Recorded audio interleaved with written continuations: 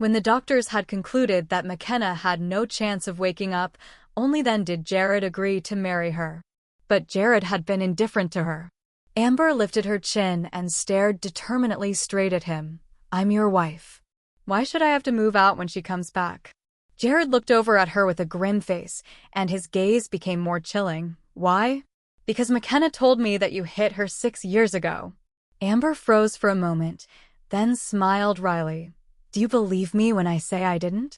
Jared stepped closer to her and finally forced her into a corner as he snarled, "You think I'll believe that?" The man kept his dark eyes fixed on her. There was disgust and contempt in his eyes. "You're a malicious woman. What Makenna has suffered, I want to inflict them by 1,000 times more on you." Jared's face was stiff. Amber was shocked by the ruthlessness in the man's eyes. After 6 years, even an ice-covered heart should have melted a little, but his heart was still pretty much frozen. "I didn't do that." Amber pursed her lips. Jared looked at her from above, and his eyes were like shooting out ice arrows. "You're a smart woman, and you should know what to do." He left with a room of bleakness. Amber looked at herself in the mirror. She was pale and weary. Was this still her? She was such a proud person back then, but she had become so humble in this relationship. It was ridiculous. After a long time, she exhaled slowly. "It's time to let myself go." The next morning, Jared took Makenna to the hospital for a recheck. Amber stood in front of the mirror, took off the apron she had worn for 6 years, and replaced it with a white dress as she carried her suitcase downstairs. Logan crossed his legs to watch TV and looked up. "Hey, what are you doing?" Amber gave him an indifferent look and ignored him, then headed straight for the door. Seeing that something was wrong, Logan hastily stepped forward and grabbed her case and scowled. "Are you deaf? Can't you hear me talking to you? Have you cleaned the room? Have you made dinner? Where do you want to go in the morning?" The 16-year-old had no respect for his sister-in-law and was even yelling at her and telling her what to do. Amber pried his fingers loose one by one, her face expressionless. "Listen, you little bastard, from now on, I won't serve you anymore." She didn't use much strength, but he deliberately shouted, "Mom. Mom, come here. This bitch is bullying me." "What's wrong, Logan?" Shauna came downstairs, and her face immediately turned livid. She cursed and whipped Amber with a stick. "Damn you. How dare you bully my son, bitch? I'll beat you to death." Shauna had beaten her before. She put up with it for Jared's sake. But this time, Amber grabbed the stick quickly and threw it to the ground. Her voice was icy cold. "Try hitting me again?" Shauna was instantly stunned by her. She yelled, "Amber, you're out of your mind. I'm going to make my son divorce you." She had always avoided confrontation with Shauna for Lady George's sake and didn't want to be disliked by Jared. She was afraid of it before, but now she didn't care. Amber spoke indifferently, "Whatever." Not caring how the woman behind her made a scene, she dragged her suitcase out of the Farrell family. There was a red Ferrari parked outside. The man in it was good-looking, with a mischievous half-smile hung on his face. He waved to her. "Come on up, baby." Amber got in and the two of them left. Cole Lyon was her childhood friend, a typical rich kid. Cole asked tentatively, "Have you really decided?" "I've never been more awake." Amber had been smiling since she came out. She was delicate and beautiful, and when she smiled, it was as if the years of gloom had been dispelled and she became brighter. Cole sighed. "I thought you'd never be able to think straight for the rest of your life. I've been worried sick about you for the past 6 years.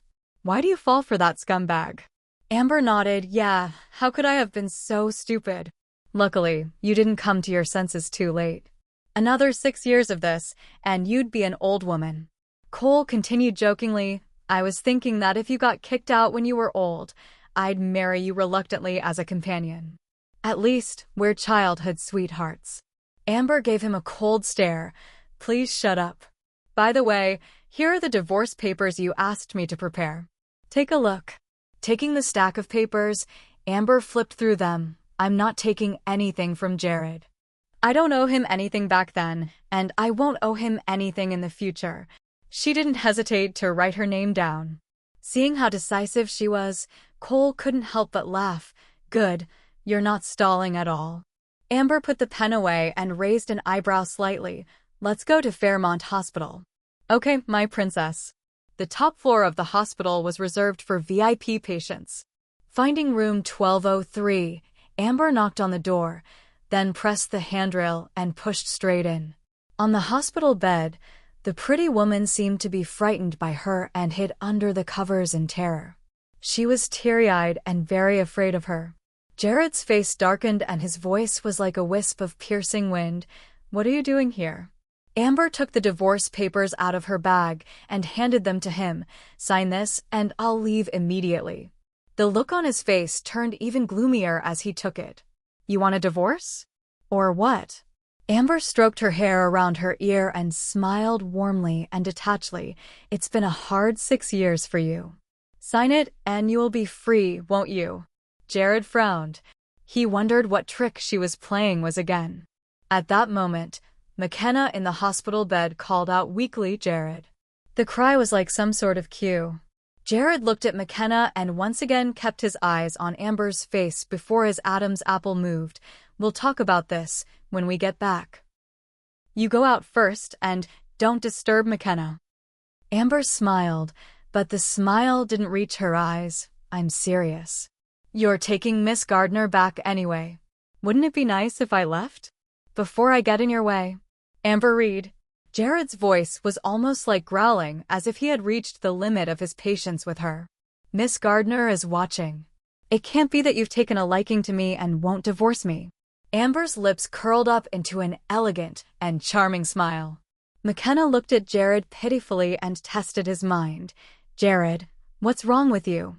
Amber looked at the man with detached gaze and waited for him to make a choice. Fine, I'll sign. Jared pursed his lips. Amber smiled in satisfaction.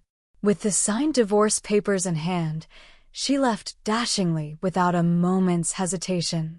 As soon as she stepped out of the ward, however, she could no longer control the tears in the corners of her eyes. Her 6 years of marriage and her 8 years of love had all gone down the drain.